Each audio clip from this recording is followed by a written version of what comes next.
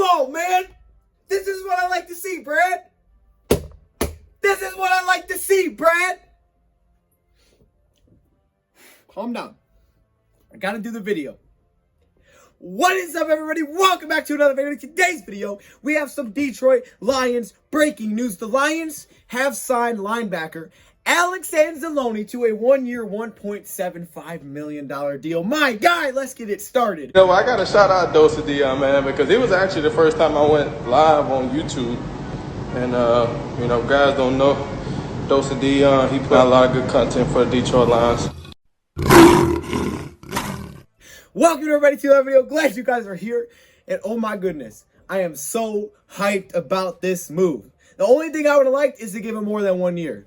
Is to give him a couple years on his deal. Honestly, I would have liked to have this guy locked up for a couple of years to be potentially a core piece. But man, the fact that we just signed this guy makes me super happy. A lot of you guys knew this was my dude. This is who I wanted in free agency. When it came to linebackers, I wanted Alex Anzalone. And we got him for a really cheap deal. 1 year, $1.75 million. Now, that could easily change. We've seen how contracts have worked. And, you know, we hear initial numbers, sometimes that changes. But still, it's a 1 year, $1.75 million deal as of right now with linebacker Alex Anzalone. Now, I'm not going to go super far into detail about his game in this video because I do have a video up saying that basically the Lions could sign Alex Anzalone. I put that up maybe like a week or two ago. So you can go check that video out and I go through film and things like that.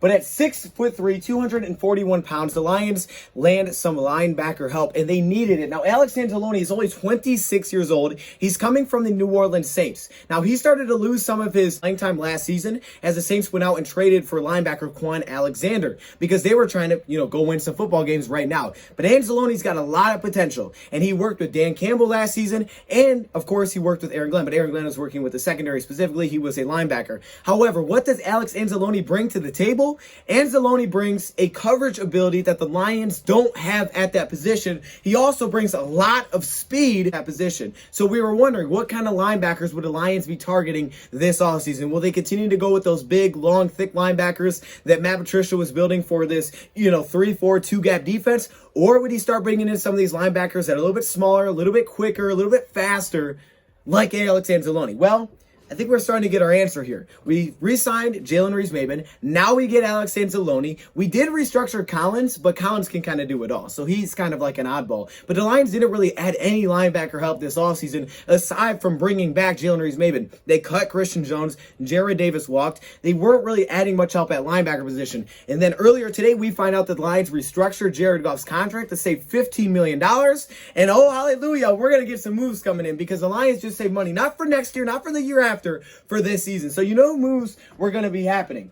And the Lions, Alex Anzalone, who has been sitting there, who has been available, and I have no idea why no one snagged him, is now a Detroit Lion, and I'm so happy. There's a video I put up about a week or two ago, and I go through what I think he does well and what he doesn't do well, and why I think he could fit the Lions. But what he does well is pass coverage. He's very good at man-to-man coverage. He's got a really good feel in zone coverage. I mean, he just looks really good in coverage. He can pass off guys with ease. You want this guy dropping into coverage. Also, he's got enough speed where you would think that he'd be a really good third down player that can get after the quarterback. Unfortunately, he just doesn't have that kind of sack production that you would really hope for. Where the issues lie, well, it's a run defender. He's not the best run defender out there. Now, he has that sideline-to-sideline speed, but as a run defender, he's just not as impactful as you'd like to see. When you look at his stats, 59 tackles to 5 missed tackles in 2018. 2019, where he didn't play because of an injury, he had 7 tackles. But last season, 41 tackles to 6 missed tackles.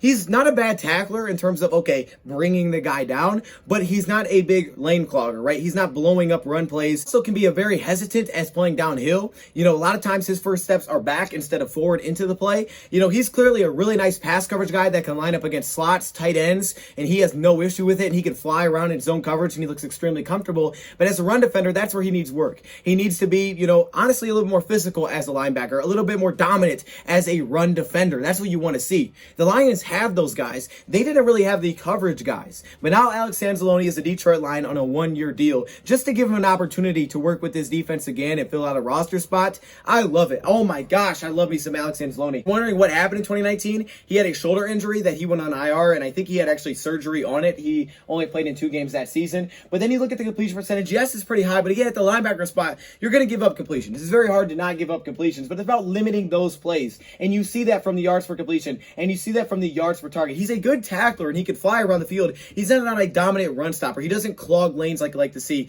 On early rundowns, honestly, they usually take him off the field. When it's goal line situations, they'll either have to play him on the outside or they won't have him on the field at all. But he was in a 4-3 defense with the New Orleans Saints last year. I think he could fit in a 3-4 defense. Honestly, I think he could. Even though he's not the biggest guy, I think he could because I think he has versatility within his game. But the issue is, again, the run stopping. In a 4-3, he's an outside linebacker because he can't play that Mike position and be the guy that's going downhill, clogging the lanes, things like that. But you put him on the outside, he could be the guy to drop into coverage, fade outside, things like that. In a 3-4, you may be able to use him as one of your inside linebackers because I don't know how well he'd set the edge on an outside 3-4, but in the inside, he could be one of your inside linebackers that drops into coverage. But right now, he's almost more of a passing down type of guy, which is fine for the Lions because they don't really have that. So I think he needs to develop the run stopping side of his game, actually, which is weird because most linebackers the other way around. I actually kind of like the idea of having a guy that can play in coverage, and then I need to work on the run defense, then the other way around because that clearly hasn't worked too well with us in the past. You'll see 2018, he only allowed an 84.6 pass rating. Last season, 118.8. Has to do because in 2018, he had the one interception,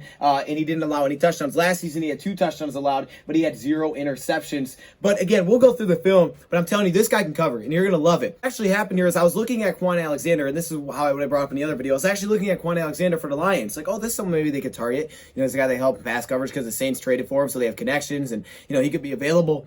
But the guy that kept flashing up the screen wasn't Quan Alexander. It was Alex Anzalone when he got his opportunity. And I always knew about Alex. I liked Alex. I liked the idea of bringing him in. But then I watched him, and as I continued to watch, I was like, man, this is the guy that's flashed off the screen. This is the guy that in coverage I like. In a 4-3 defense, you could look at him on the outside and Jamie on the outside. Then you got to figure out who your Mike, the inside linebacker is going to be. In a 3-4, maybe he plays on the inside. Maybe he bounces to the outside. It's probably going to be more on passing downs for him. We'll see how that works out. But I do think that, he's a really nice addition for us for cheap. The run defense is where he needs improvement. So I'm going to keep this video short and sweet. Like I said, there's a video from about a week or 2 ago if you want me to break it down even more. But I will be working on a film video. Actually, I was working on a video for DoseOfDion Gaming when I got this news. So that video should be coming at some point as well. So yes, DoseOfDion Gaming, man, we're coming with a video. But as I said, there will be a film video at some point. But man, I'm just excited. Alex Anzalone's a Lion, baby. Yes. Yes, sir. Yes, sir. Y'all should be hyped. And you're going to see it when we get to the film. Let me know your thoughts, comments below. Thank you for watching. And I'm out.